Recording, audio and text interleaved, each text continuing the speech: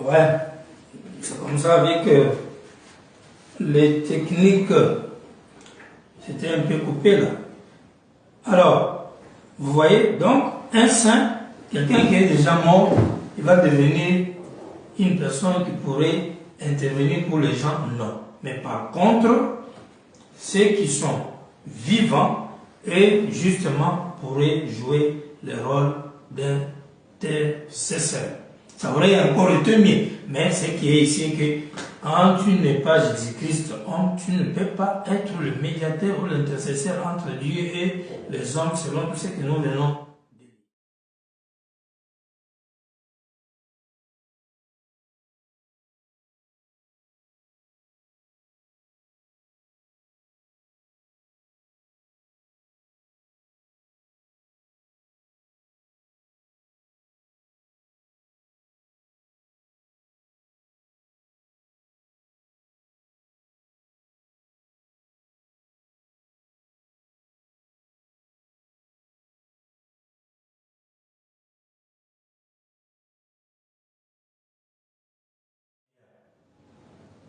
Il dit, vous vous rappelez que j'ai expliqué dans l'âge d'Éphèse que le mot nicolaïte vient de deux mots grecs, nikao, qui veut dire soumettre, et lao, qui veut dire les laïcs.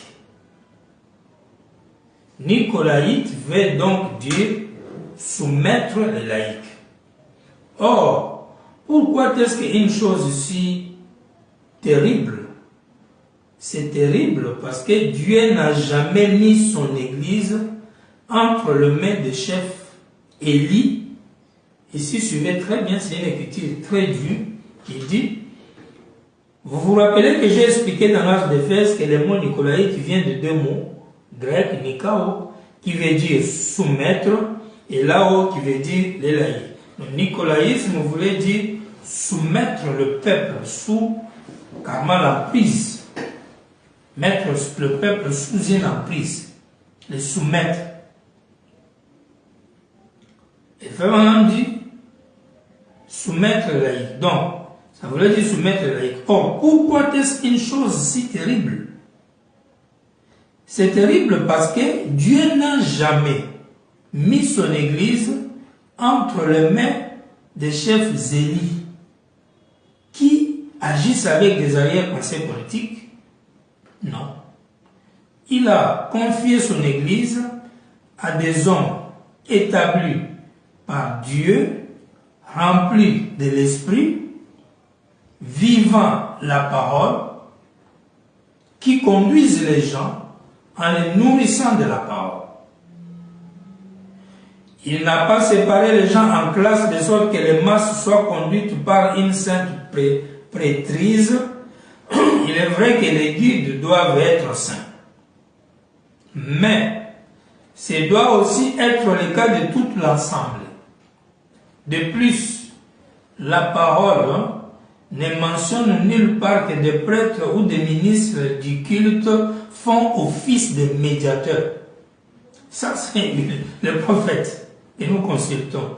Il dit dans la parole, les ministres et les prêtres qui font l'office d'un culte sont des médiateurs entre Dieu et les gens. C'est pourquoi il est en train d'attaquer les nicolaïtes et soumettait les gens pour dire, et ils étaient plus saints, plus grands, et les autres étaient sous leur emprise. Pas plus que toujours la Bible, la parole, ne mentionne qu'ils sont séparés dans les cultes, qui le rendent au Seigneur. Non. Dieu veut que tous l'aiment et le servent ensemble. Le nicolaïsme détruit ces principes en séparant les ministres du culte et les gens. Dans la vision du nicolaïsme, le peuple est ici, les ministres sont là-bas. Et dans les cultes, les autres sont plus saints, les autres ne le sont pas. Et les autres font soumettre le reste du peuple à eux. Et ils se considèrent comme eux qui sont le médiateur entre ce peuple avec Dieu. Et ici, Frère Branham dit non, c'est pas ça. En consultant le prophète ici, il dit non. Voilà pourquoi nous avons beaucoup de débats dans les messages. Parce que quand on lit Frère Branham, comme c'est là où je l'ai là, ici, vous voyez, il dit non. Et il n'admet même pas que le prêtre qui est devant, qui dirige, dépasse le croyant. Mais vous verrez quelque part, il vous dit, si votre sainteté dépasse du pasteur, quittez l'église. Vous verrez quelque part, il dit, on va donner la manne cachée à celui qui enseigne, car il doit connaître plus que celui qui l'enseigne. Il va dire quelque part que si votre connaissance dépasse celle du pasteur, il faut, toi-même, va faire à l'autre église, ou bien quelque chose comme ça. Tout ça, c'est la parole. C'est pourquoi quand on va consulter le prophète, Branham ou rien. J'ai causé avec les gens sur la parole, même les interdire. Branham, donnez Branham, tu prends. Ouf. Dès que tu finis de lire, est-ce que c'est ce qu'il voulait dire? Bon, est-ce que, bon, les Français là, bon, est-ce que les traducteurs, mais tu cherches Branham, non? On donne, tu commences à chercher les traducteurs. Tu commences à chercher. Je veux dire simplement que parfois on peut vous donner Branham là, mais vous n'allez pas croire. Ah bah, ici, il dit, les Nicolaïtes, ce sont des dirigeants qui ont des idées politiques. Et dans les idées politiques, on soumet le peuple à sa guise, on se fait plus grand, on communique avec Dieu, et soit en bas, nous on est en haut. Ça, c'est ce que le grand est en train de nous dire. Que le Seigneur vous bénisse. Je salue tous ceux qui sont en ligne. Et je vous demande de rester en ligne. Il y a eu un petit souci technique, mais on continue. On est en Afrique. C'est comme ça. Très bien. Que le Seigneur vous bénisse. Je vous salue tous, je vous vois. J'ai vu la fille de son père, Laetitia, qui était un peu malade, Dieu te bénisse. J'ai vu la Zaza, tous les enfants du père, je vous vois. J'ai vu mon ami depuis Lubumbashi, Onazim, King. Que le Seigneur te bénisse. L'homme que j'aime beaucoup. Et tous les saints que je ne pourrais pas citer le nom. Notre grand futur ingénieur Romaric aussi, je te salue, que Dieu te bénisse. On peut partager, on peut s'abonner. C'est de la parole. Je vous disais la dernière fois que les gens aiment souvent les TikTok, les petits trucs qu'on regarde là qui stimulent la chair. Les musiques. Vous voyez, le monde d'aujourd'hui reste longtemps devant les musiques et trucs. Mais quand on fait ça là, tu verras que ça gêne un peu les gens. Nous avons 1h20, je viens de faire carrément 30 minutes. Dans le reste du temps, nous allons bien lire encore le prophète. Donc le prophète, jusque-là, il a répondu négativement à la question. Il n'y a pas de médiateur, même pas un ministre et un médiateur. Même pas pasteur, même pas prêtre, ministre. Personne n'est médiateur entre un homme et Dieu, même pas plus saint. C'est Jésus-Christ, homme, point barre. Ça, ce sont les 3 ou 4 premières réponses que les grands prophètes que nous venons de consulter nous a données. Je venais de dire au début qu'il a dit, il a dit, il a dit, il a dit. On doit continuer à le lire, qu'on prenne le pour et le contre pour qu'on mette ensemble. Quand vous allez consulter le prophète, faites attention. Ne le consultez pas juste en prenant des réponses qui te favorisent. Prenez même ceux qui ne te favorisent pas. À ce moment-là, tu auras au moins l'idée d'avoir toute la parole. Sinon, si tu prends seulement ceux qui te favorisent, l'autre va prendre l'autre et puis vous allez vous bagarrer avec le même prophète. Il a dit, il a dit, il a dit. Maintenant, qui a les bonnes situations et qui a les mauvaises situations? Vous voyez ce que ça donne? Je sais qu'il y a divisé le message aujourd'hui. Parfois, on devient un sujet de moquerie devant les gens. Alors, pas de médiateur, ainsi de suite. Je continue. On n'a pas encore fini. L'arche, un type de Christ. Prêché dimanche le 22 mai 55, paragraphe 162. Et Christ, l'intercesseur, intercède. Puis il entre immédiatement dans l'arche, là dans le jugement, et il porte tout son jugement. Enlevant tout péché et toute honte, les réconciliant à Dieu à travers l'expiation du sang, et il les ramène dans la communion avec Dieu et les place dans l'arche en toute sécurité à jamais. Donc selon notre prophète, permettez-moi de l'appeler comme ça, parce qu'après tout il est prophète de Dieu. Donc il dit, Christ, Jésus, lui, par son sang, son sacrifice, il a pu jouer le rôle, parce qu'il était le sacrificateur. Maintenant, le problème est que Jésus, sa différence avec les autres sacrificateurs, lui-même est le sacrifice. Les sacrificateurs est resté vivant et tué les animaux. Jésus lui-même, là, il est sacrificateur, sacrifice en même temps. Et par son sang, dit Paul et la Bible, nous avons été réconciliés avec Dieu. Adam est tombé, tu meurs après avoir mangé. Dieu voit que l'Adam ne doit pas mourir, il prévoit pour Adam quelqu'un d'autre qui doit mourir. Un corps qu'il crée, mais lui seul vient entrer dedans. Et quand un esprit s'approprie un corps, c'est son corps. Et quand le corps là meurt, c'est Dieu qui est mort, même si Dieu sort dedans, parce que l'esprit ne peut pas mourir. Alors il sort dedans, le corps meurt, et puis c'est fini. Et il a dit, je suis mort pour vous. Donc Adam maintenant peut être réconcilié avec Dieu. C'est cela qui fait de Jésus le médiateur, l'intercesseur, comme nous les lisons. L'adoption spirituelle, prêché dimanche le 23 septembre 1956. 132. Il a dit, écoutez-les. Pourquoi devrais-je l'écouter? Il est l'unique personne qui a le salut. Marie, Joseph et tous les autres saints étaient des grands personnages, mais seulement lui, écoutez-les, il est le seul intercesseur. Il est l'unique médiateur entre Dieu et les hommes, virgule, Jésus-Christ. Ça, c'est toujours frère Branham. Seul intercesseur, seul médiateur, c'est Jésus. Pas frère Zoé, pas le ministre, pas le pasteur, rien. Maintenant, si vous lisez ça aussi, vous vous arrêtez seulement, Jésus est l'intercesseur. Jésus est l'intercesseur. Même quand il est mort et qu'il est parti, il faut maintenant, ça va vous allez vous bloquer quelque part. Pourquoi? Parce qu'il doit être un intercesseur étant aussi humain. Parce qu'au ciel là, quand il est au trône en train d'intercéder, il intercède comment? Le trône là, c'est où? Frère Branham dit Dieu, Jésus n'avait jamais quitté la terre. Maintenant, comment il intercède? Est-il là comme un enfant à genoux, Jésus, Dieu sur le trône, lui en train de dire Père pardon, comment il intercède? Prenez l'aveugle Bartimée. Frère Branham dit quelque chose ici qui change encore un peu de donne. Prêché vendredi le 1er mars 57, paragraphe 68. Il regrette pour leurs péchés et je prie sincèrement, et puis maintenant pour l'Assemblée, je prie sincèrement en tant qu'intercesseur. Frère Branham se met maintenant lui aussi comme intercesseur. Je prie sincèrement en tant qu'intercesseur, en tant que quelqu'un qui les aime, en tant qu'un ministre de l'Évangile qui prie pour ceux qui sont dans les besoins. Je te prie d'effacer du livre chaque péché qu'ils ont commis, que cela soit ôté, et que le glorieux détergent pour encre, qui est le sang du Seigneur Jésus, nettoie chaque page ce soir.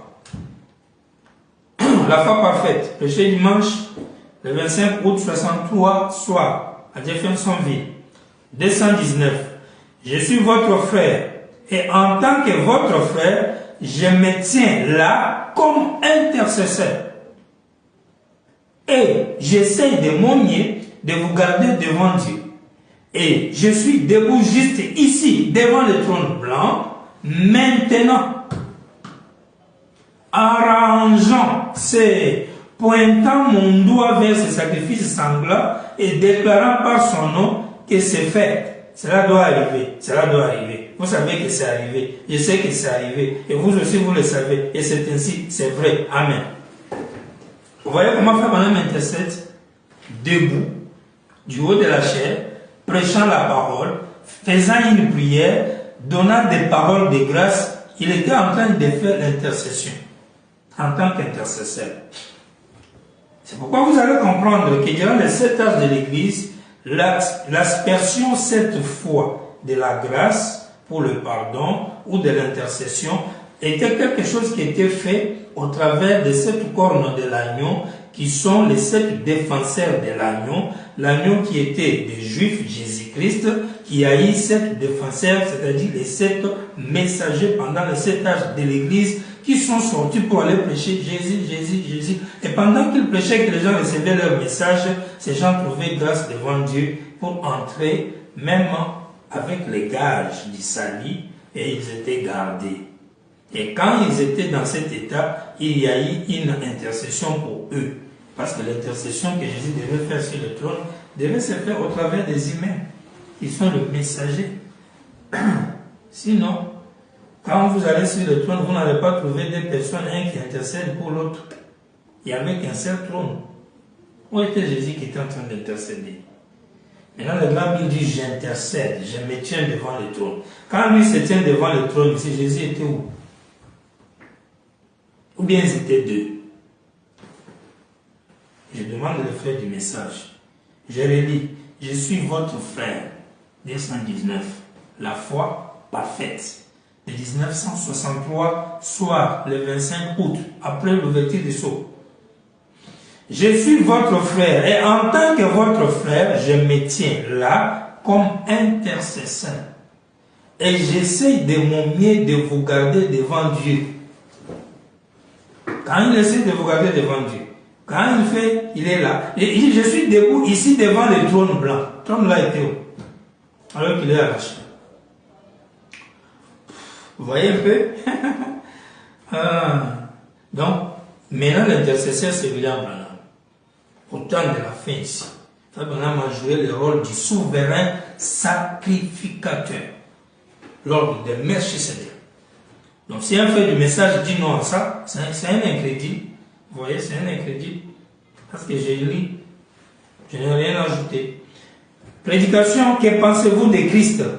Prêché à Phoenix dimanche le 3 mars 1957 soir. Très bien, avec vos têtes inclinées.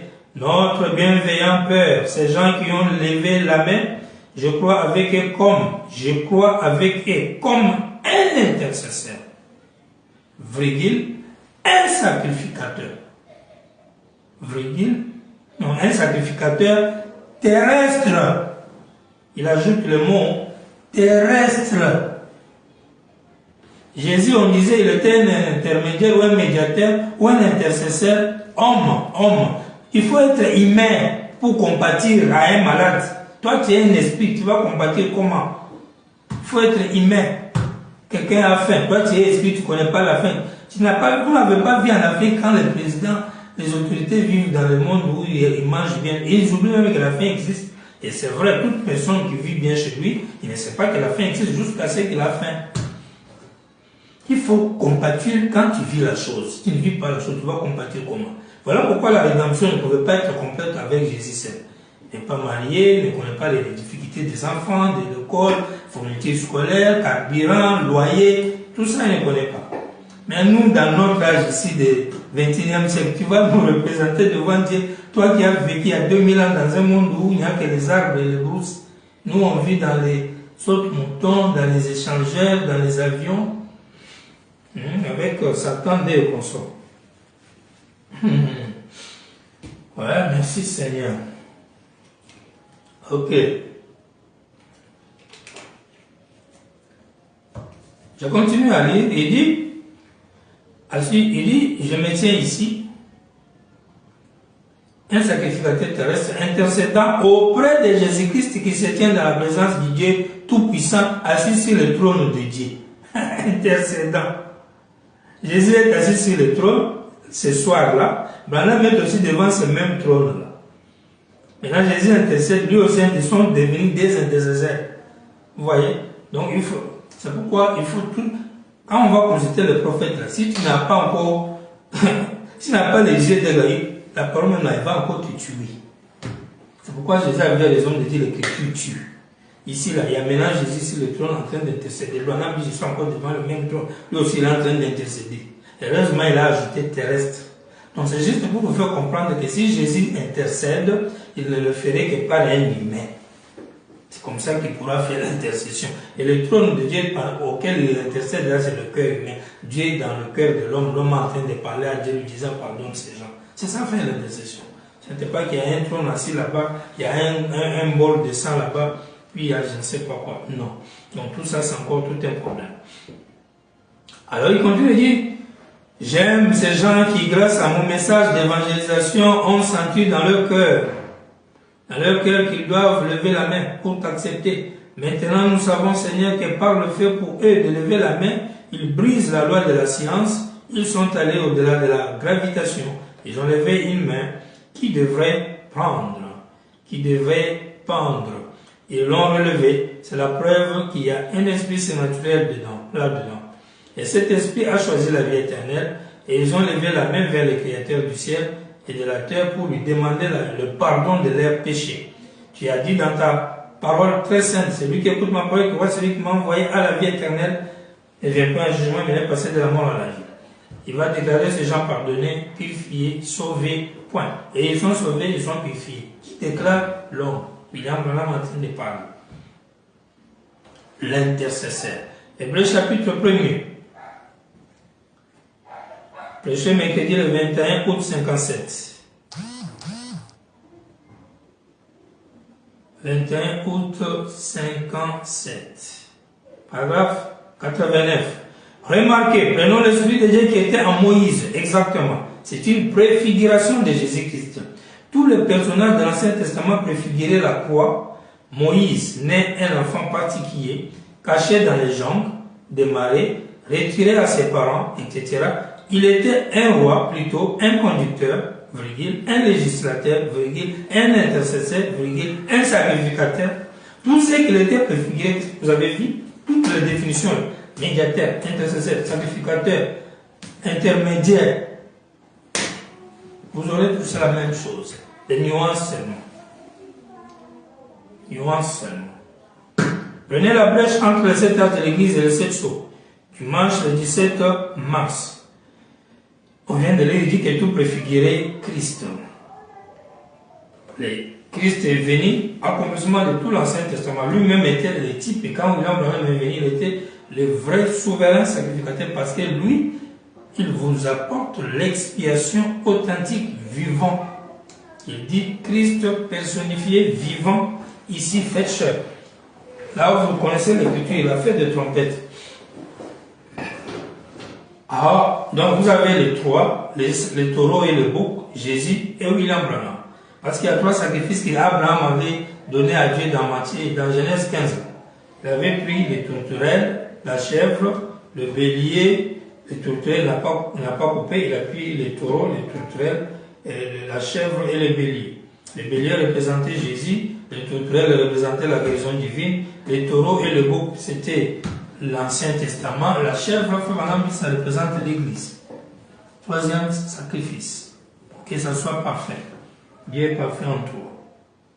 Donc, et la chèvre n'était pas trop digne. C'est pourquoi le troisième sacrifice aura trop de critiques autour de lui. Les gens ne vont pas l'accepter. On en parlera un autre jour. Maintenant, quand l'intercession prend fin, à la fin de l'âge de la Odyssée, les sacrificateurs qui étaient là, qui travaillaient selon l'ordre de Melchisedec, leur travail est fini. Les ouvriers de la 11e ère, leur travail est terminé. Maintenant, Dieu a payé tous ces gens. Qu'est-ce qui arrive après? Parce que maintenant, là, on arrive, après la croix, nous avons vu qu'il y a eu encore l'intercession, les Paul, les Pierre, tout ça. Ils ont intercédé pour le peuple. Parce que c'est pareil que le peuple a obtenu le pardon.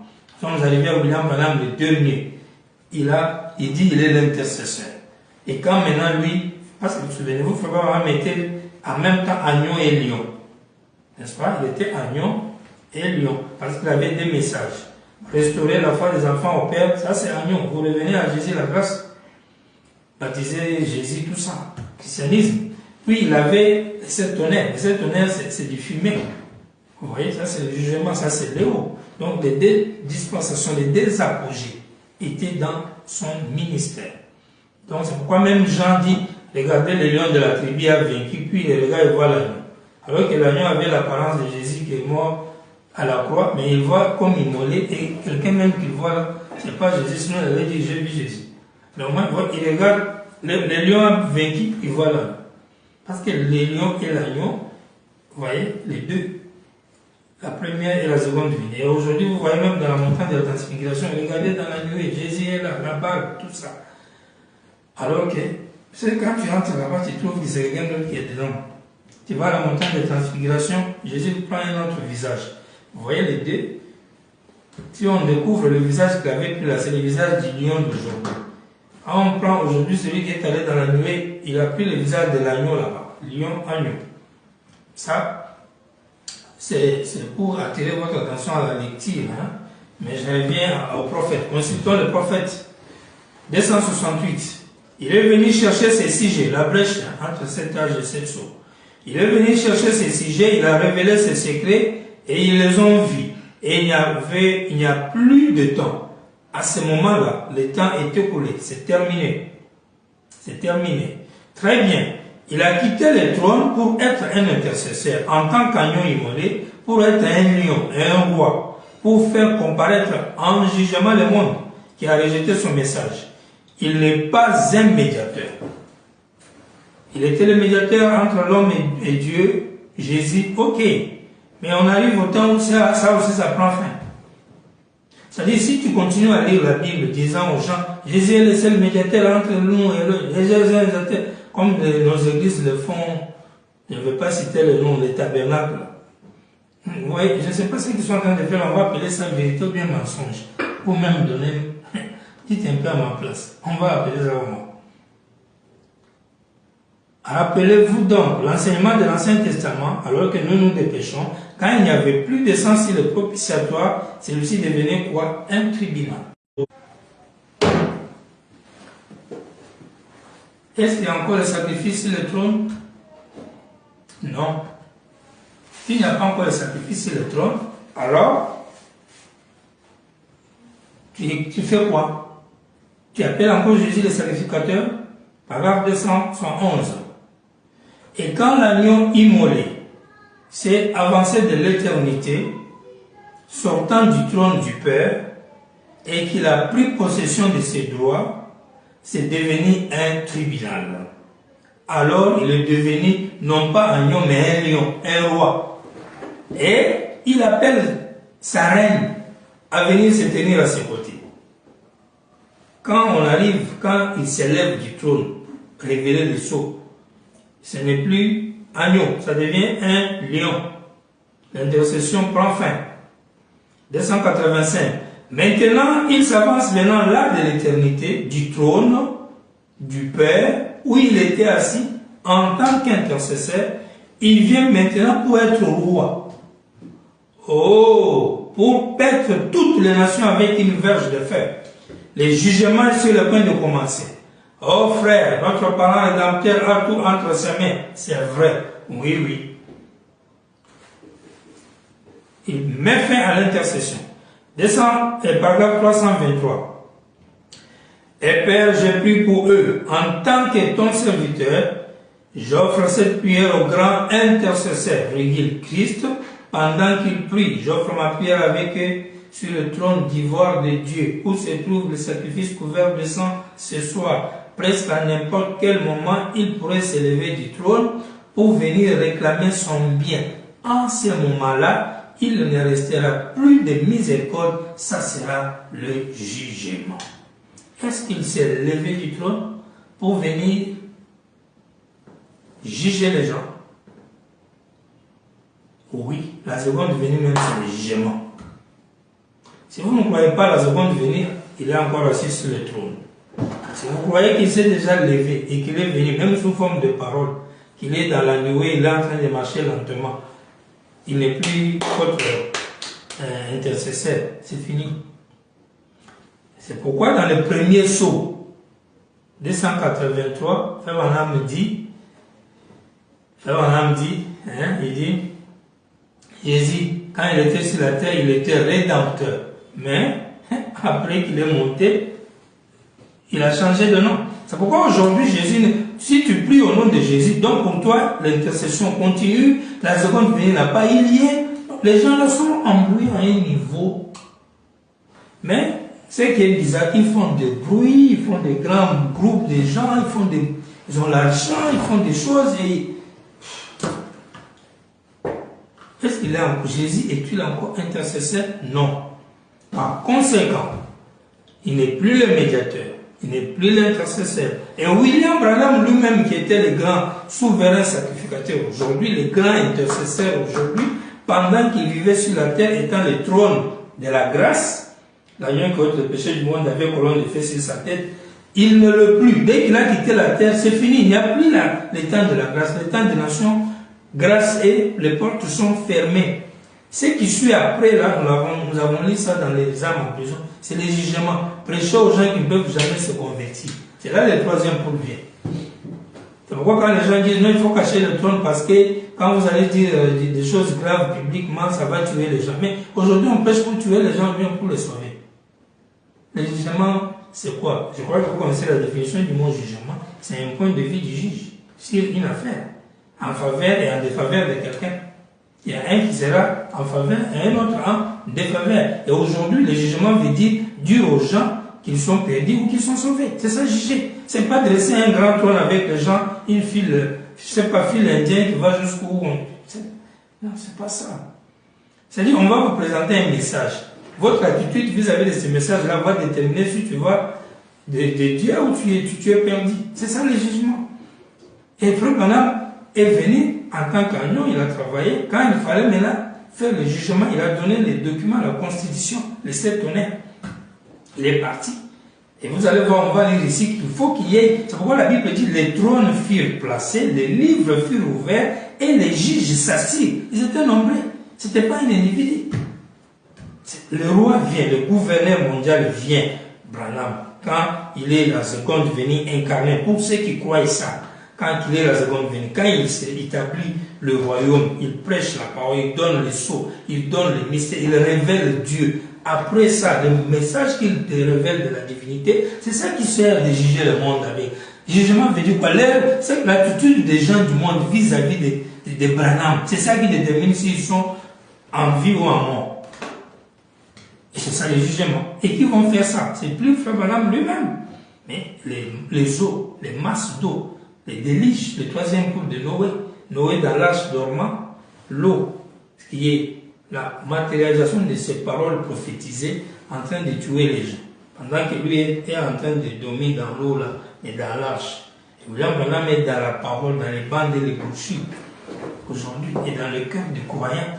Maintenant, les eaux, le peuple, c'est les jeunes gens sont en train de juger le monde en proclamant le point de vue de qui est William Branham. Je vais lire ça ici, et puis on termine pour aujourd'hui. Mais prenez le premier 652. Il dit, la voix est un tonnerre, la voix est sortie d'où? Du trône que l'agneau venait de quitter en tant qu'intercesseur. Maintenant, il se tient là pour prendre sa position et faire valoir ses droits. Mais le tonnerre est sorti de l'intérieur du trône.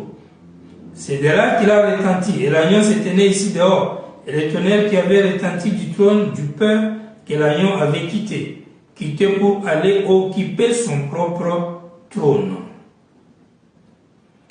L'agneau a quitté le trône du Père. Quand il cesse d'être intermédiaire ou intercesseur, il quitte là-bas, il change les formes. Quand on dit quitter le trône, là, c'est la métamorphose. Il quitte la forme là qu'il avait. Il prend son propre trône. Il avait la forme du Père, c'est la forme de l'esprit ou de la colonne de feu. Il quitte cette forme-là pour devenir humain. Ou encore, quand il a quitté la forme de la colonne de feu, il s'est incarné dans l'homme William Branham, ça nous croyons.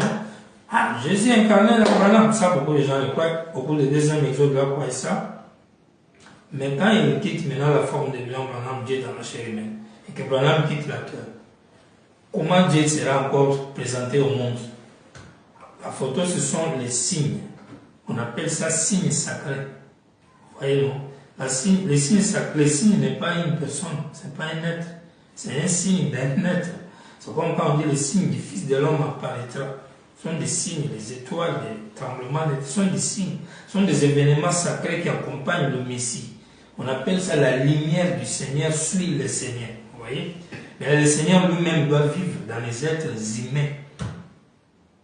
Il dit, la voix est un tonnerre, la voix est sortie du trône que l'agneau venait de quitter en tant qu'intercesseur.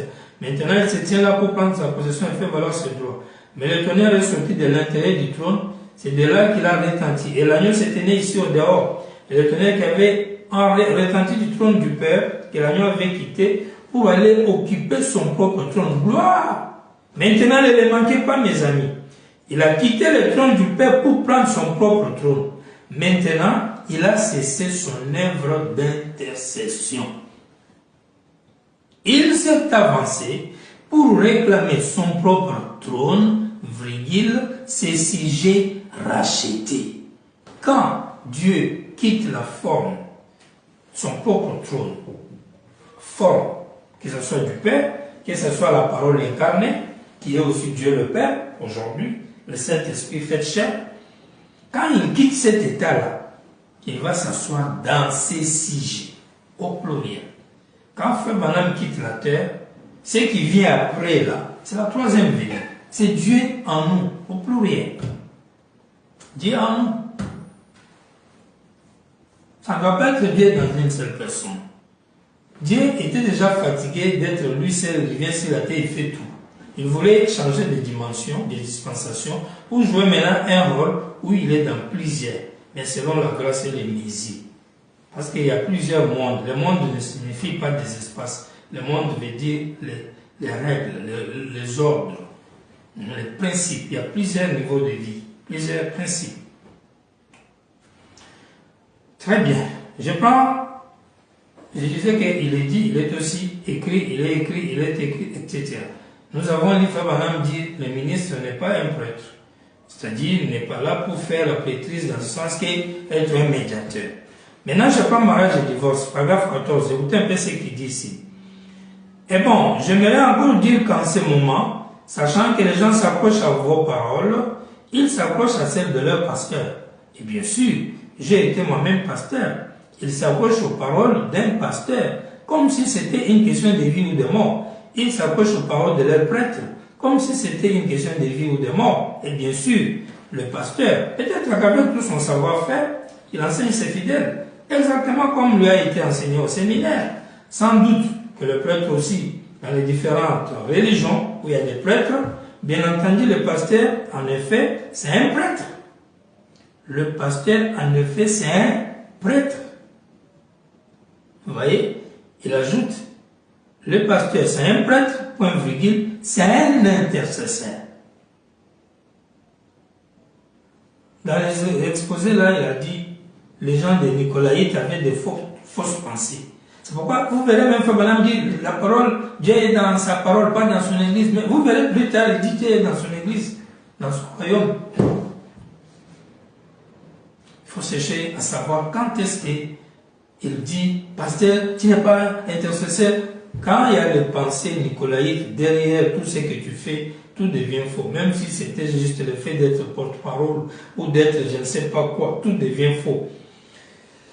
Ici, il dit, pasteur, c'est un prêtre, c'est un intercesseur. Alors, si le prêtre, avec tout ce qui lui est enseigné dans son séminaire, dans les monastères, cet homme est profondément sincère, il répète exactement ce qui lui a été enseigné. Mais moi, je donne aussi, pour moi, et le prêtre parle de ses expériences, mais lui, il a son expérience avec l'ange du Seigneur, etc.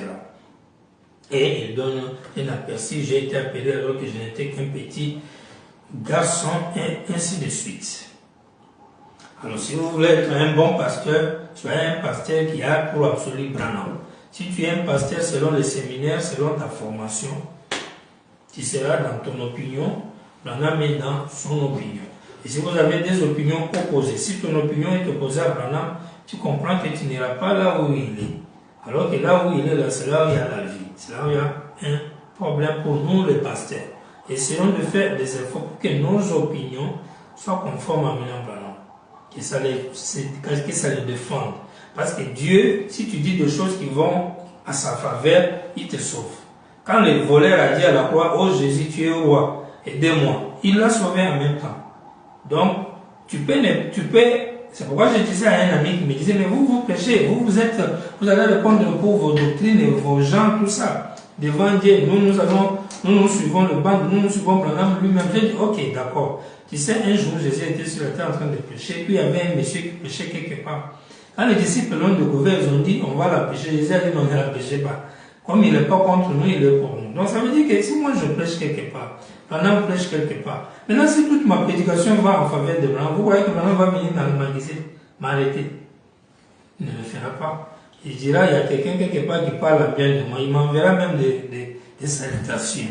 Parce que nous le connaissons quand il était sur la terre, il était un homme très bon, très sensible pour tous ceux qui avaient du respect envers lui. S'il sauve quelqu'un qui avait du respect envers lui, parce que c'est un voisin qui les salue bien en respect, et ainsi de suite. S'il sauve une maîtresse parce qu'elle était gentille envers lui. S'il sauve ainsi de suite parce que gentil, juste gentillesse. Maintenant, moi qui prends toute ma vie, je mets à son service pour dire aux gens qu'il est bon, qu'il est Dieu, que Branham est bon, il est saint. Il va me chasser comment? Que non, parce que tu parlais ça aux gens, au lieu de jouer juste une bande, toi tu disais aux gens, comme tu parlais aux gens, je te tue. C'est vrai. Vous êtes fort. Vous savez, je vais venir, je crois le samedi prochain et le jeudi prochain, nous allons parler sur le royaume d'Israël qui s'est divisé en deux groupes, sur 12 tribus. Deux sont restés avec Salomon, la descendance de Salomon, le fils de David selon la chair. Et les 10 sont allés du côté d'Israël. Israël se sont divisés. On va parler de ça. Parce que c'était dans les types. Maintenant, la réalité aujourd'hui. On peut voir aujourd'hui Salomon et puis la division. Salomon reste avec des tribus et les 10 se sont séparés de l'autre côté. Mais Élie de Tishbite était venu du côté d'Israël. C'est là où il était nourrissé par une veuve qui était une femme de nation. Ça, on va voir prochainement. Merci. On laisse. Prenez Apocalypse, le livre des symboles. Prêché le 17 juin 1956.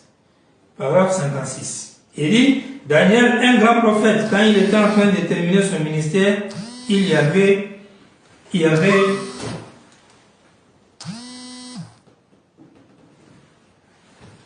quand il était en train de terminer son ministère, il y avait un ange.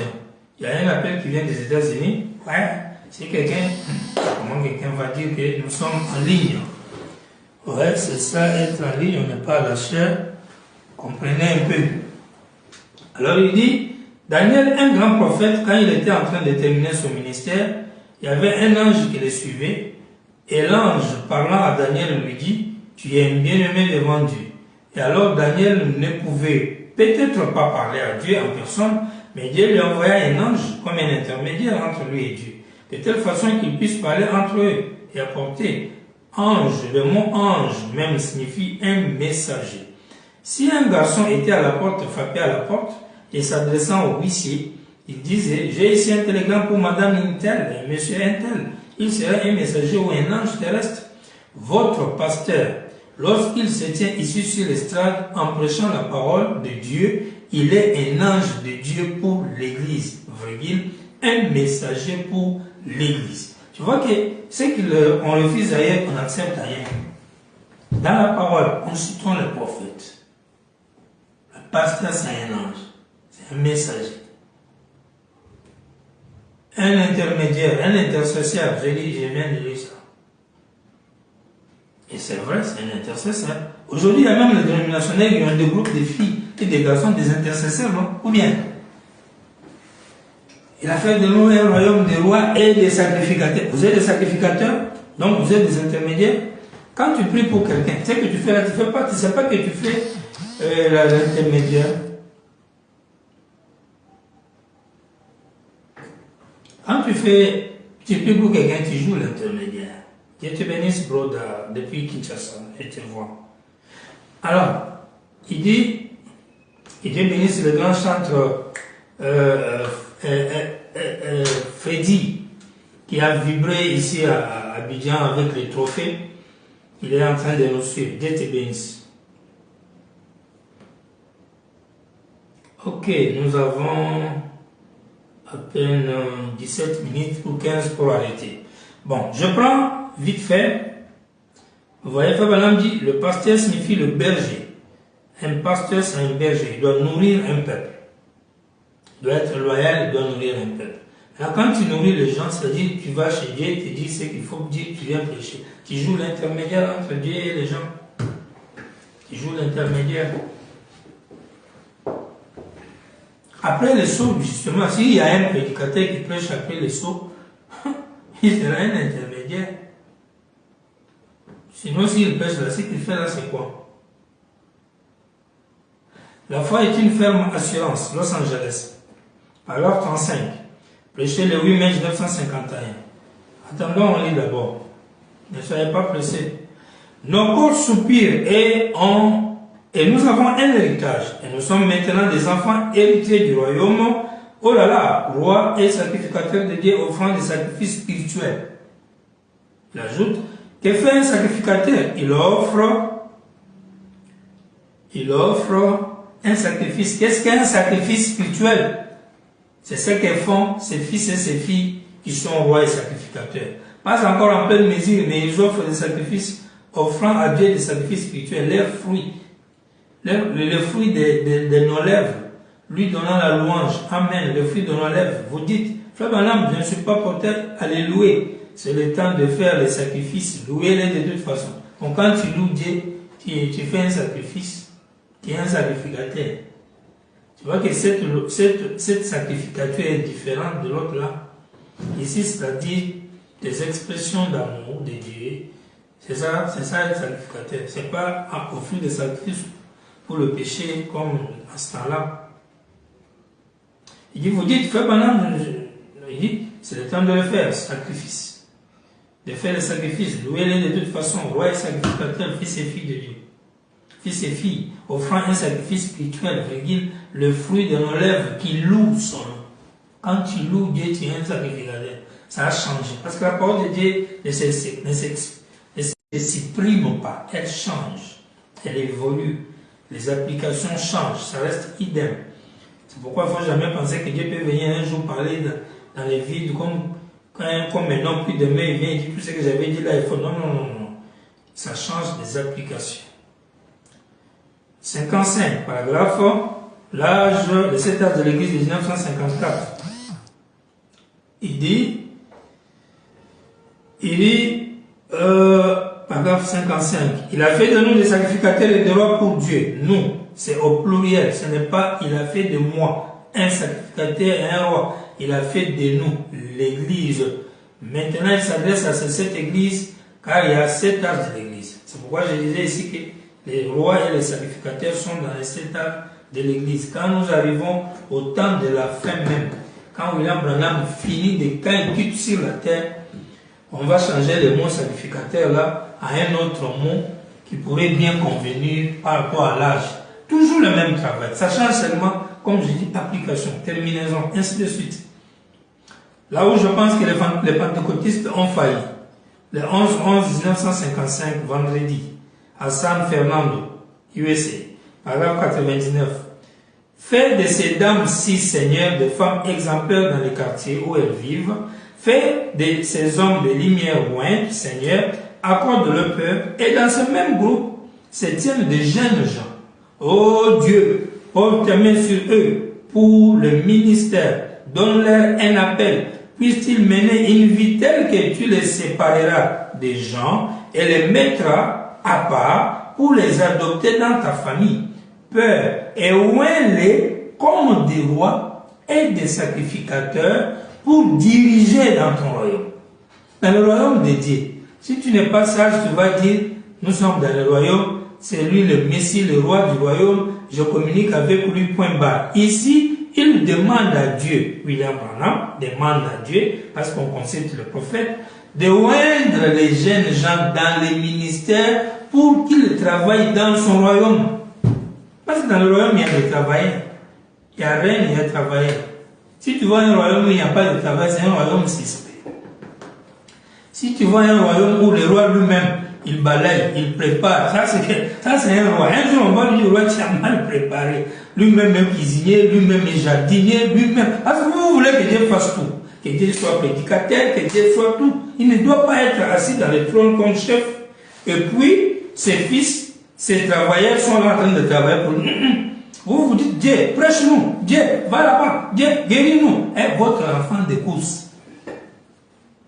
Le grand Bill dit, Dieu oint les pour qu'ils travaillent dans ton royaume. Vous vous dites, le royaume est venu. Les travailleurs là, les ministres sont des choses des églises. Dans le royaume, il n'y a pas de ministres. Maintenant, ici, là, entre toi et Madame, qui ment? C'est toi qui mens. Madame dit vrai. notre émission, c'est allons consulter le prophète. Donc, toute fausse doctrine est déterrée ici, parce qu'on va lire les Écritures pour le compte. Prenez le Messie. Je termine, ça reste 12 minutes. Prêché le 17 janvier 1961, paragraphe 14. Peu importe combien, beaucoup ont cru qu'il a échoué dans son œuvre. Il est toujours le roi. Maintenant, il est le roi. Il est le roi des saints. Apocalypse le dit. Toi, le roi des saints, il a un royaume. N'êtes-vous pas heureux ce soir d'appartenir à cet empire, l'empire du oin? Non seulement, ah oui, le brode Freddy a chanté un thème. Un bon chant, l'empire du oin.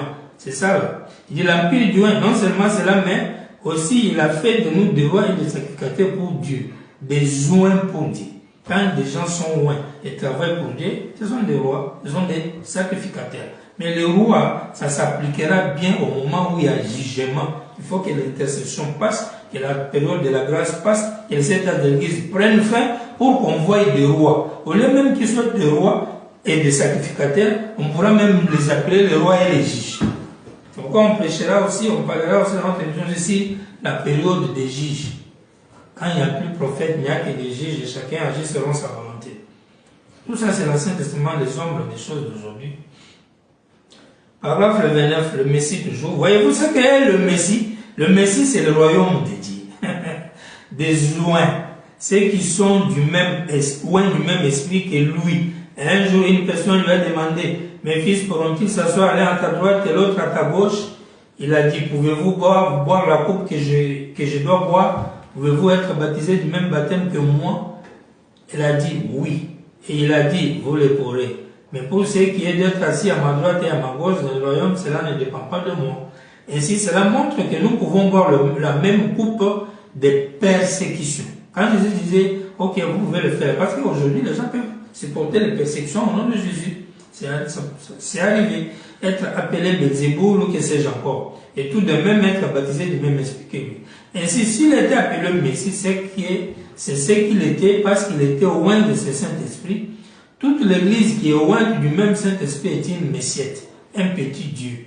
Et un de ces jours, quand ce corps sera ressuscité, j'espère qu'avant ce moment-là, Dieu pourra s'emparer d'un groupe de gens qui manifestera sa puissance dans toute sa pleine mesure. Le Messie, loin, les rois pour libérer, les rois, vous êtes des rois et des sacrificateurs, des rois pour faire entrer, des sacrificateurs pour servir.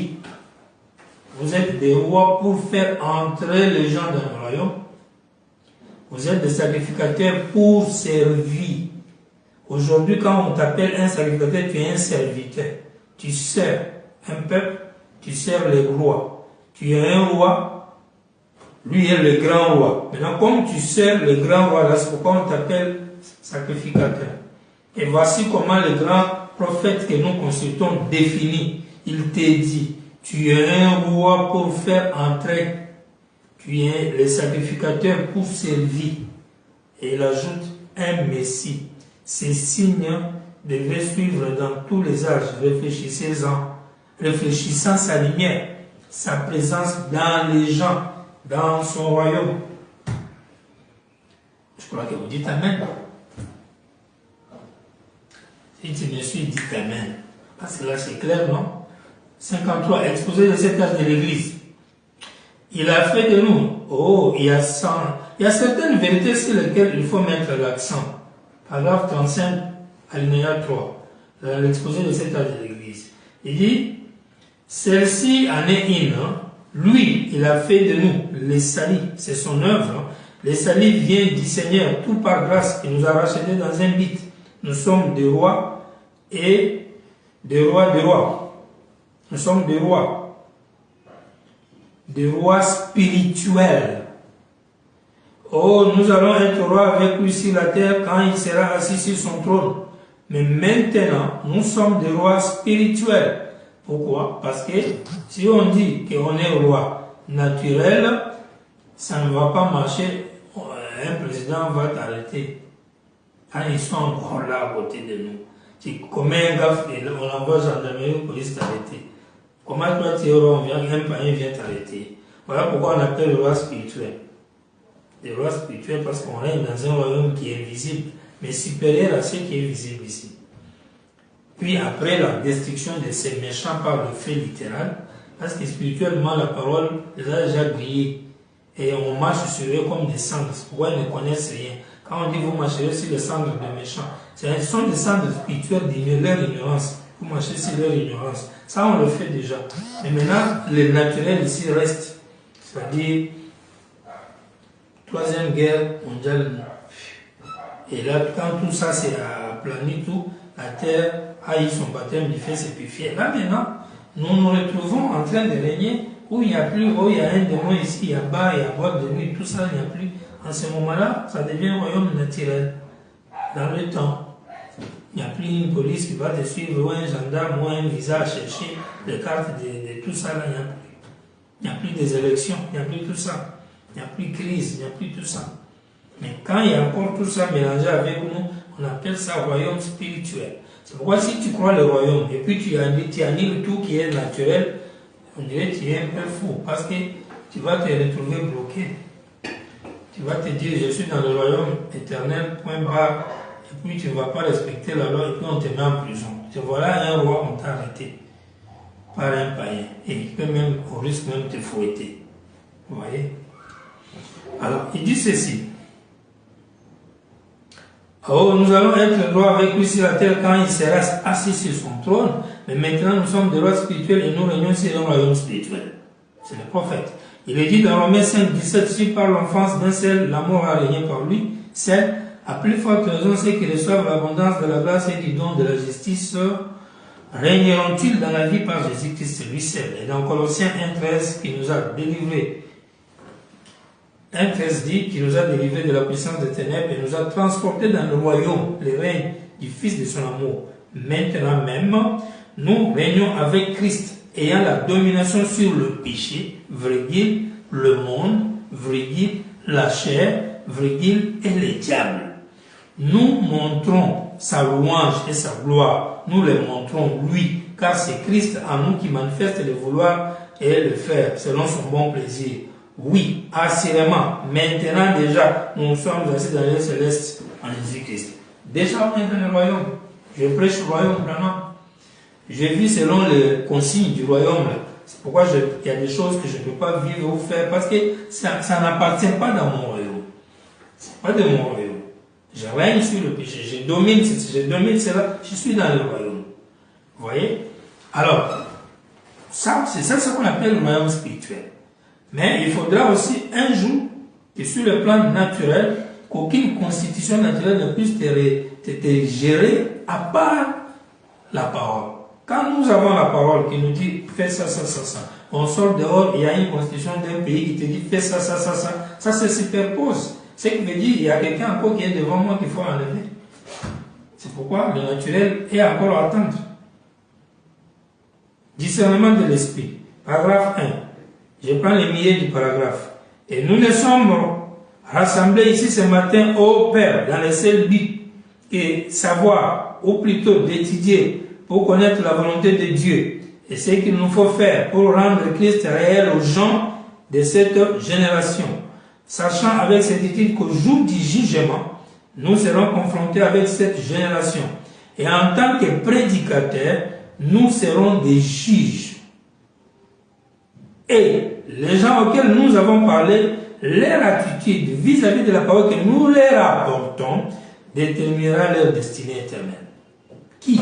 Prédicateur. On dit, non, le prédicateur là dont il parle, là c'est Branham. Branham est encore vivant sur le trône de la grâce. Il faut qu'il parte. Il faut que le tonnerre entre en chemin, selon l'ordre des hommes en prison. Jésus a prêché le tonnerre, le troisième pull après la mort, au perdu, pour le condamner. Et il a fait les deux. Il condamne les uns, il sauve les uns. Juge et avocat, roi et sacrificateur, il faut utiliser le terme. Lion et agneau. Juge et avocat. J'étais juge en même temps, je dis à Dieu, il faut comprendre. Et qui seront les juges, les prédicateurs. Je vais vous lire une citation, je crois que j'ai dit, Vous faites, par exemple, le pasteur détermine votre destination éternelle. Il dit ça, c'est pourquoi il dit aussi que l'église que tu choisis détermine ta destination éternelle, c'est vrai. Si tu visites un club de femmes ensemble, tu iras où après? Tu ne vois pas que ça détermine là où tu dois aller. C'est vrai. Change vraiment ton point de vue là. C'est fini, ça détermine où tu iras. Donc le jugement, c'est tes attitudes. C'est les attitudes des gens vis-à-vis de la vraie parole. C'est vraiment... Le temps nous pousse à vite aller parce que c'est fini ici devant moi. Ah oui. Merci Seigneur. Ah.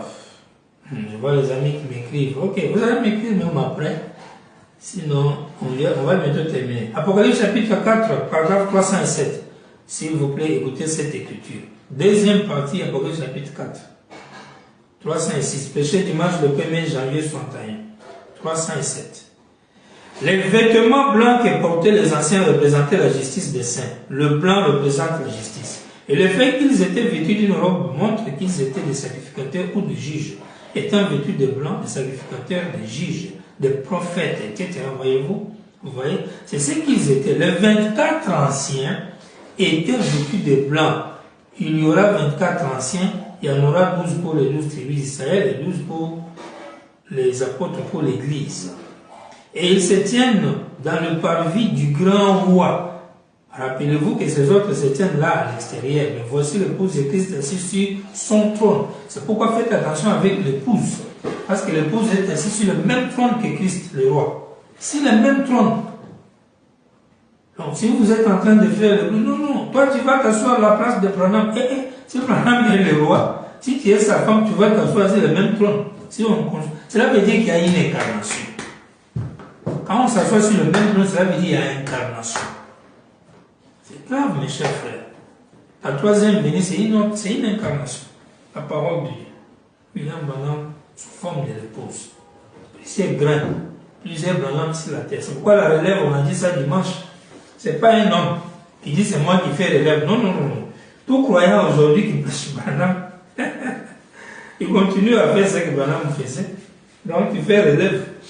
Et je vois les gens ça choque de ça. Oh, il a dit il fait relève. Ok, on va terminer. Un guide, paragraphe 35. Péché dimanche le 14 octobre 1962 soir. Et le Saint-Esprit parle toujours de la parole. J'ai beaucoup de choses à vous dire. Vous ne pouvez pas le comprendre maintenant. Mais quand il sera venu, il vous conduira à elle.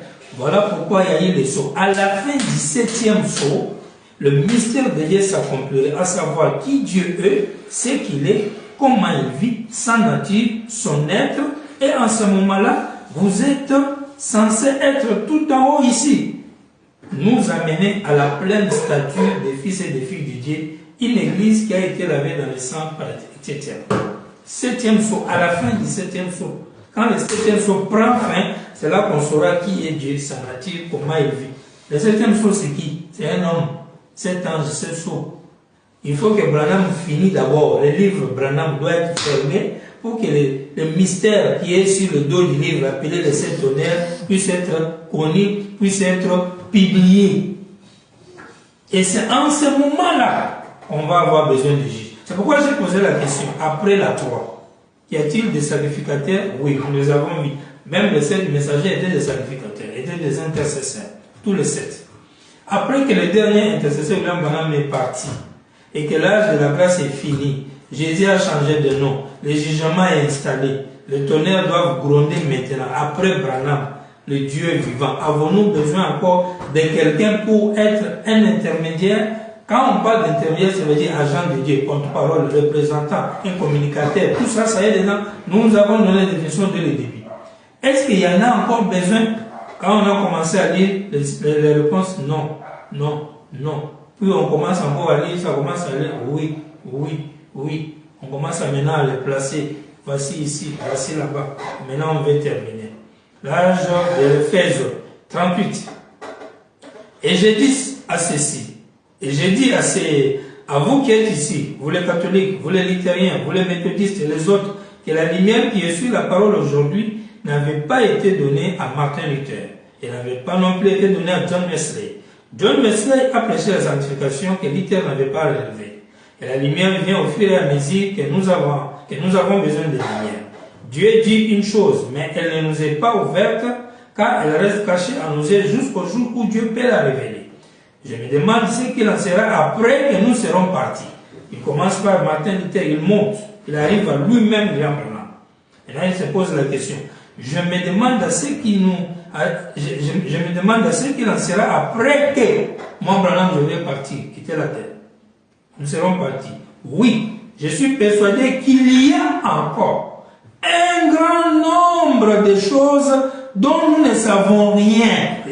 Nous ne savons rien. Je crois, moi, Branham, il y a encore des choses. Beaucoup. On ne connaît pas. Vous, les frères du message, suivez bien. Dans les bandes et les brochures, là, on a beaucoup, c'est la parole lointe de Dieu. Mais le grand Bill dit, il y a des choses qu'on ne connaît pas. Donc, ça n'est pas dedans. Souvenez-vous, dans la prêche, il dit, les tonnerres ne sont pas ici.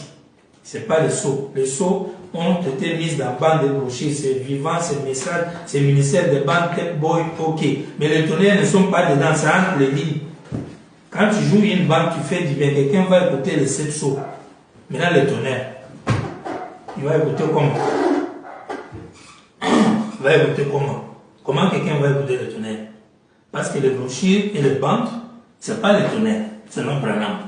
Tu peux lire ça dans la brèche, entre 38 ou 42, quelque part, si je ne me trompe pas. Entre 37 à 42, ou même aller jusqu'à 45, entre paragraphe 37 à 42 jusqu'à 45, quelque part, tu vas trouver vraiment faire la différence entre les sceaux et les tonnerres. Il dit bien que ce n'est pas la même chose. Et ici où je lis, vous allez remarquer, il appelle les tonnerres les mystères des sceaux du dos du livre, qui doivent être révélés quand le 7e sceau prend fin. Et le 7e sceau, c'est William Branham. Quand il prend fin, quand il quitte la terre, quand le livre du 7e sceau Branham est fermé, le livre est fermé le jour où on lit la biographie de l'homme, quand il est sur la terre, c'est là où on ferme son livre de vie, parce qu'on ne va plus rien écrire. On écrit la naissance et le décès, et c'est fini, ça s'arrête là. Il dit, c'est vrai, écoutez les choses que nous ne connaissons pas. Écoutez bien, il dit, et la lumière vient au fur et à mesure que nous en avons besoin, que nous avons besoin de la lumière. Dieu dit une chose, mais elle ne nous est pas ouverte, car elle reste cachée à nos yeux jusqu'au jour où Dieu peut la révéler. Je me demande ce qu'il en sera après que nous serons partis. Oui, je suis persuadé qu'il y a encore un grand nombre de choses dont nous ne savons rien. C'est vrai. Croyez-vous au prophète? Dites Amen. Il y a 7 choses qui sont apposées sur les dos du livre. Si nous prenons juste le livre de l'Apocalypse dans son entièreté, et cela ne mène pas, ce n'est pas écrit dans le livre. Même quand on dit, allons consulter les prophètes, on prend les brochures et les bandes, on va lire dedans. Ce qu'on va lire dedans, là, ce sont les sceaux écrits à l'intérieur du livre qui sont révélés. Mais il y a beaucoup de choses dit Grand Bible qui ne sont pas connues. Parce que ce n'est même pas écrit dans les livres. Que ce soit dans la Bible, même dans les brochures et les bandes, il n'y en a pas. Je vous ai donné la référence. 37 à 45, quelque part là, la brèche entre les sceaux et les âges. Il y a 7 choses qui sont apposées sur le dos du livre. Si nous prenons juste le livre de l'Apocalypse dans son entièreté, et ce n'est pas écrit dans les livres, et ces sceaux doivent être ouverts pendant cet âge de l'Église. Et les 7 honneurs, et les 7 derniers mystères de Dieu doivent être révélés. Oh, j'aimerais pouvoir rester là-dessus tout l'hiver pour parcourir cela. Certainement, les 7 âges de l'Église. Comme Daniel a entendu les 7 honneurs et qu'il ne lui fut pas permis, Jean, lui, a entendu les voix, mais ce livre a été scellé, et le dos du livre a été scellé de 7 sceaux. Cependant, au jour où ces sceaux devront être ouverts, le mystère de Dieu serait terminé. En d'autres termes, Dieu serait connu de son Église. Non pas comme 3 personnes, mais comme étant une seule personne. Quand le 7e sceau prend fin, c'est en ce moment-là qu'on va bien connaître Dieu. C'est quand Frère Branham est sur la terre, Dieu est venu sur la terre. Mais on ne le connaît pas parce qu'il est venu jouer le rôle d'un messager, d'un pasteur, de Branham Tabernacle, d'un pêcheur qui va à la pêche, qui fait la chasse, qui est Marie, des gens qui parlent de Jésus. Comment on va bien le connaître? Parce que Dieu, quand on le connaît, on adore. Mais Branham est venu se révéler comme Dieu, d'accord, septième saut, d'accord, mais on adore Jésus. Est-ce qu'on a connu bien Dieu pendant son vivant? Non. C'est encore flou. C'est pourquoi quand on va dans les messages, on se pose des questions. À vrai dire, c'est lui qui est Dieu ou bien c'est Jésus? Maintenant, je vous tourne mon dos pour vous faire voir que c'est Jésus. Il a porté mon corps et il a ma veste. Et puis les gens commencent à mettre Dieu un grand emprunteur de corps. Il a emprunté le corps de Branham, il a emprunté le corps. Quand Dieu emprunte le corps de quelqu'un, il entre dedans, lui et le corps devient un. Et ils portent le nom, ils échangent tout. Et ça, c'est suffisant pour adorer. C'est là où je donne le vieux Baruch, c'est les gens, il dit, Branham, Dieu entre en lui une minute, il doit être adoré, point barre. Et ça, c'est vrai. Vous voyez, il dit, non pas comme trois personnes, après. Il dit, comme Daniel a entendu les étonneurs et qu'il ne fut pas permis, Jean lui a entendu le voir, mais le livre a été scellé, et le dos du livre a été scellé de cette chose. Pendant, au jour où ce sceaux devront être ouverts, le mystère de Dieu serait terminé. En d'autres termes, Dieu serait connu de son Église, non pas comme trois personnes, mais comme étant une seule personne. Le mystère de Dieu serait révélé, et lorsque cela serait complètement révélé, alors les sept mystères s'ouvriraient à l'Église, parce qu'alors l'Église vivra sous l'inspiration du Saint-Esprit, lui se mouvant dessus de là, montrant par ses signes qu'il est vivant, qu'il est parmi nous, qu'il est vivant parmi nous. Et alors, nous adorerons le Christ vivant qui est au milieu de nous. Les conséquences de cet honneur, quand le septième saut prend fin, il y a adoration. Maintenant, quand il y aura adoration, nous sommes encore dans le corps humain. On va adorer comment? Qui vont prêcher? Prenez question-réponse sur les Hébreux, troisième partie, 911. Je termine sur celui-ci. Il dit, Jésus a dit, il s'est étonné de leur incrédulité. Il s'est retourné et a dit, en vérité, je vous le dis, un prophète n'est pas sans honneur, excepté chez les siens. C'est ça. Dans sa propre patrie. Est-ce vrai? Et nous savons. Regardez, prenez Finney, prenez Sankey, Moody, prenez John Wesley. Il n'a pas pu réussir, voyez-vous, jusqu'à ce qu'il ait quitté son pays. Regardez Moody. Quand Moody, un cordonnier de Boston, il ne pouvait pas du tout progresser. Il est allé à Chicago avant de devenir célèbre, voyez-vous. Il a dit obtenir cela loin des siens. Il vous faudra toujours faire cela. Ça, c'est un conseil. Si tu es apôtre, tu es missionnaire, tu es prophète, dans ton propre village, ça sera compliqué. Ils ne vont pas te croire. Il faut aller ailleurs. Vraiment, dit ça pour nous amener à quelque chose. Mais maintenant, ici, Dieu exaucera la prière. Si vous oubliez que c'est William Branham, voyez-vous, si vous oubliez que c'est William Branham qui a quelque chose à faire là-dedans, c'est juste quelqu'un qui se tient ici pour prier pour nous.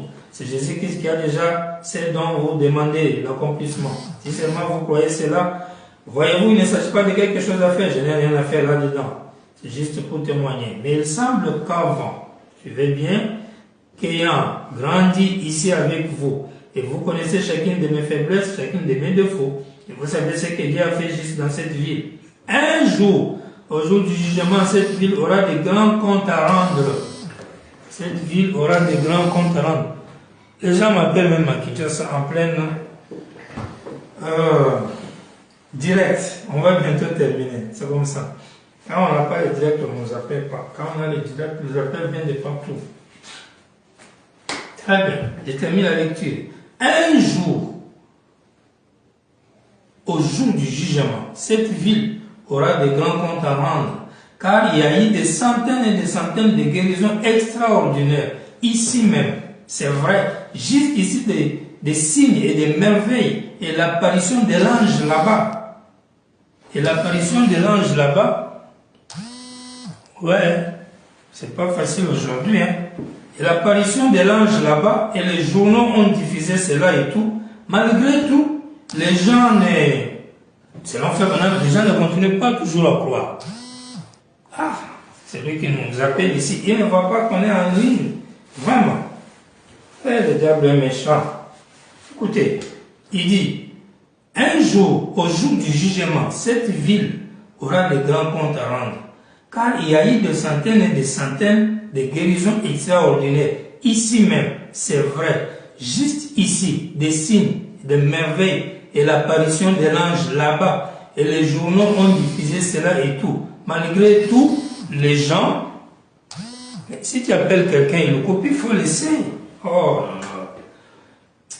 Et les gens, il dit, et l'apparition de l'ange là-bas et les journaux ont diffusé cela et tout, malgré tout, pourquoi cela? Les gens n'ont pas crié. Bien, un jour je quitterai cet endroit. Je me demande quelle sera ma fin. Quelle sera ma fin? Cet homme vraiment me dérange. Je ne sais pas qui il est à Kinshasa, il ne fait qu'appeler. Alors, un jour je quitterai cet endroit, je me demande quelle sera ma fin. Est-ce que c'est fini? Est-ce prêt? J'ai 48 ans. Est-ce bientôt la fin? Je me demande ceci, si c'est cela. Écoutez, pourquoi le monde n'a-t-il pas compris cette photo-là? Pourquoi n'ont-ils pas saisi cela rapidement? Pourquoi ne saisissent-ils pas toutes ces autres choses? Pourquoi ne saisissent-ils pas ces prophéties et ces choses? Vous savez, ils ne le peuvent pas maintenant. Mais un jour, je quitterai le monde et après que je serai parti, alors ils reconnaîtront cela. Certains d'entre vous, jeunes gens, comprendront cela après mon départ, voyez-vous. Mais Dieu ne permettra pas que ça se fasse maintenant.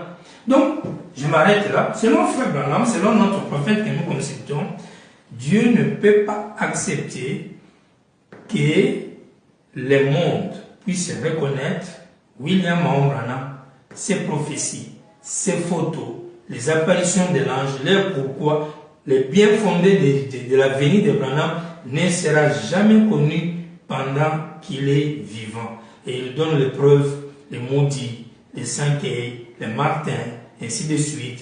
Et c'est quand il part que ce qu'il est vraiment sera annoncé, sera connu. Et les jeunes gens vont comprendre. Il y a des ministres, il y a des grands hommes qu'il a promis qui vont venir après lui pour parler. Il y a des prédicateurs qu'il appelle les juges, les grandes voix qui vont parler, qui vont juger les gens de cette génération, qui vont aller aux États-Unis, les missionnaires. Il parle des missionnaires qui iront même en Amérique pour aller condamner l'Amérique, les Hottentots d'Afrique. Nous avons parlé de ça le dimanche. Donc quand vous réunissez toutes ces prophéties et que ça doit s'accomplir aujourd'hui, et qu'il y a des gens qui enseignent William Branham aujourd'hui, parce qu'il faut l'adorer. Et quand vous devez l'adorer, il faut un enseignement, il faut temple, il faut tout ce qu'il faut faire. Il y a un pasteur qui prêche, il y a tout ça. Après William Branham, nous avons dit qu'il les appelle les juges. Les juges. Nous allons parler des juges les jeudis prochains. Si c'est le cas, après les sauts, après la fin de William Branham, le 7e saut sur la terre, y aura-t-il quelqu'un comme un intermédiaire? Souvenez-vous, un intermédiaire veut dire aussi un représentant de Dieu pour un peuple, un messager de Dieu pour un peuple, un ange de Dieu pour un peuple, un porte-parole de Dieu pour un peuple. Du moment où aujourd'hui sur la terre, tu peux aller à quelqu'un lui dire, je n'ai pas compris cette écriture, expliquez-moi. Il prend l'écriture, il lit, et donne-moi l'écriture, il te donne une citation, il combine avec ça, où il prêche la divinité de Branham. Parce que dans les messages, on ne voit pas baptême de Branham, au nom de Branham, prière, tout ça, il n'y en a pas. Si aujourd'hui il y a des gens qui sont allés baptiser les gens, qui sont allés prier pour les gens, c'est-à-dire les baptiser au nom de Branham, qui prêchent que Branham est Dieu. Et tout ça là, comme demain je vais faire un baptême au nom de Branham. Tout ça là, quand je le fais, je deviens un intermédiaire entre le monsieur là et Dieu. Parce qu'à partir du baptême, à partir qu'il a crié, j'ai pris pour lui, je lui dis même tes péchés sont pardonnés. C'est exactement ça que les sacrificateurs faisaient. C'est la différence entre nous et Jésus. Jésus lui-même était le sacrifice pour lui-même le péché. Sa vie était le sacrifice. Et il est disparu, il est parti. Mais nous, on prend, pas le sacrifice de Jésus, on prend l'authentique expiation de la divinité, le 7e saut. On le prêche aux gens en leur disant qui est Dieu, son nom, et on l'adore. Et les gens sont expiés de leurs péchés. Et on prie Dieu, on dit Seigneur, bénis-le. Puis on dit aux gens, Dieu, papa, on donne les Écritures pour prouver que Branham est dit, le tonnerre, qu'on ne retrouve pas dans les livres. Mais entre les lignes, ça y est. Et quand vous le parlez là, ça ne contredit pas lui là, ça complète dans l'harmonie. Vous voyez un peu mes chers frères, à la fin, qu'est-ce qu'on va répondre? Y a-t-il encore aujourd'hui, à nouveau aujourd'hui, un besoin d'un intermédiaire? Oui, ça s'appelle un enseignant. Oh non, non, le Saint-Esprit est venu, je n'ai pas besoin que quelqu'un m'enseigne. Le grand Bible te dit non, Mais pour le Saint-Esprit enseigne par l'enseignant. Dès que tu as un enseignant, il joue l'intermédiaire. Parce qu'il te donne la parole. Et puis quand il te donne la parole, toi tu dis Amen. Et puis après il vient et il te dit prie pour moi. Et puis tu vas te dire à Dieu de bénir ton fils, il a besoin de papa ou ta fille. Et ça marche comme ça. C'est ça l'intermédiaire. Il fait un lien entre vous. Comme maintenant, nous avons des programmes pour aller dans certaines villes, pour aller évangéliser. Il n'y a pas encore troisième exode là-bas. Vous allez remarquer, quand on passe dans la ville, là, troisième exode apparaît. Et ça commence à bouger là-bas. Il y a beaucoup de pays où on est parti et le deuxième exode est né.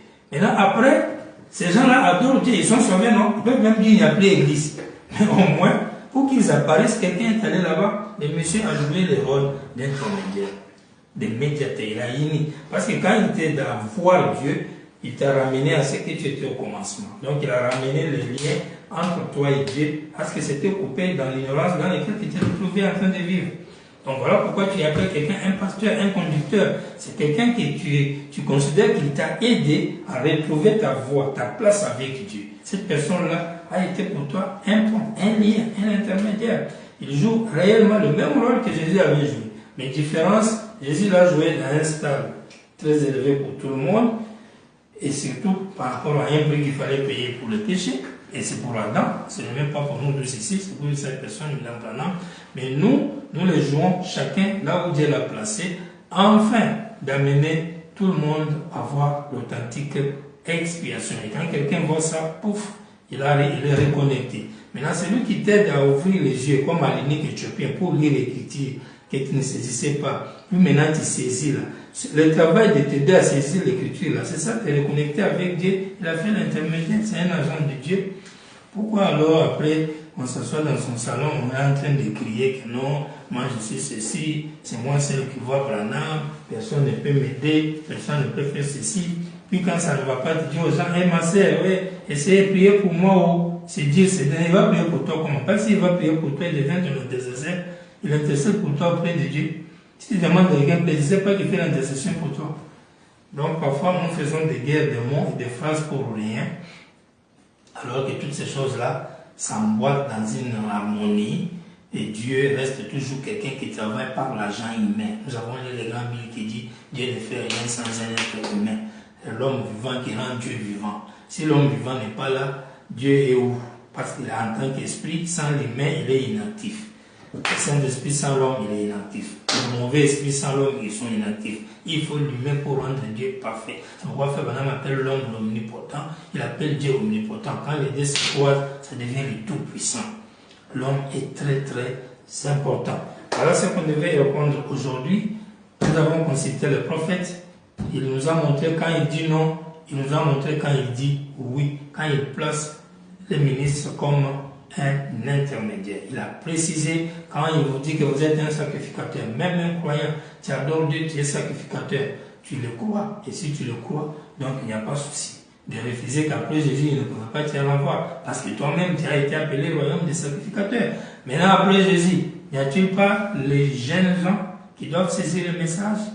N'y a-t-il pas la relève dont il dit que j'ai dit la fois passée, que les jeunes gens viennent afin qu'ils prennent ma relève? Il y en a. N'y a-t-il pas ces photos que les gens vont comprendre après lui? N'y a-t-il pas les grands hommes dont il dit qu'ils vont venir dire aux gens de quitter Babylone? Ces écritures-là, on peut encore vous les donner. N'y a-t-il pas l'écriture qui dit que quelqu'un viendra pour parler de moi? Il y en a. N'y a-t-il pas l'écriture où il dit que les missionnaires iront aux États-Unis? Ces missionnaires sont des prédicateurs. Quand ils vont aux États-Unis, ils vont aller leur dire d'écouter les bandes. Un Américain. Non, ils vont lui prêcher les tonnerres tirés dans les bandes. C'est-à-dire un missionnaire devient une bande vivante. C'est ça être une vraie bande. C'est-à-dire tu manges la parole Branham, ça entre en toi. C'est pourquoi moi j'ai fait ce que le frère Joseph nous a demandé. Il a dit, remettez Branham à la chair. Moi je prends, je le mets dans le cœur. Donc moi quand en adorant Branham, je dépasse même celui qui fait jouer bande. Je te dépasse de très très très loin. Tu ne peux même pas t'égaler à moi. Parce que toi tu veux dire à quelqu'un quoi Branham ou rien. Mais moi je dis à quelqu'un, et toi tu veux dire à quelqu'un, il faut jouer bande pour que Branham puisse te sauver. Ça me rappelle les témoignages de notre sœur, comment elle s'appelle, Henriette, que Dieu l'a bénie sur le chemin. Moi, je ne dis pas aux gens que ton âme repose en paix. Non, non, non. Moi, je crois à la résurrection. Je ne dis jamais à un frère ou une sœur, ton âme repose en paix. Si un frère ou une sœur est mort, moi, je dis Dieu le bénisse parce que je lui souhaite la joie de la résurrection. Vous voyez? Donc, et quand je vois la sœur, je sais qu'elle est là, elle est vivante, elle avait Christ, elle s'intéressait à la parole de Branham, elle est là. Alors, vous voyez, quand elle dit dans son témoignage là qu'une voix lui a dit, il faut s'attacher, je crois, aux prédications de Branham pour être perfectionné, quelque chose comme ça. Imaginez-vous, s'attacher aux prédications. Maintenant, moi, je prends toutes les prédications là, l'homme là, prédique, parce que toutes les bandes là font, s'appellent Branham. Maintenant, Branham là, je le mets dans lesquelles je l'adore. Je fais toutes les bandes avec moi en moi. Maintenant, en ce moment-là, je ne passe pas tête bol. J'ai fait exactement ce qu'on a dit à la sœur Henriette là. C'est-à-dire toutes les prédications. Parce que les sujets de toutes les prédications, c'est moi-même, je l'adore. Maintenant, j'aurai des conflits. Comment avec lui? Parce que tout le reste dehors, ici, ça veut dire, ça sont des petites opinions, compréhensions qu'il y a donné à tout humain pour avoir. Mais si les principales, même Branham, je l'ai avalé comme discipline, je vais te dire comment. Donc, Branham ou rien pour un adorateur, c'est vraiment ça. Grand shalom, que le Seigneur vous bénisse. Nous allons nous retrouver je pense bien le jeudi prochain, comme à la même heure, pour continuer avec notre série de flash. Allons consulter le prophète. Bye bye. Que le Seigneur vous bénisse. Si vous avez des questions, écrivez-nous à partir de notre groupe WhatsApp, tout comme sur notre page Facebook. On pourra lire et répondre. À très bientôt. Shalom. Dieu vous bénisse.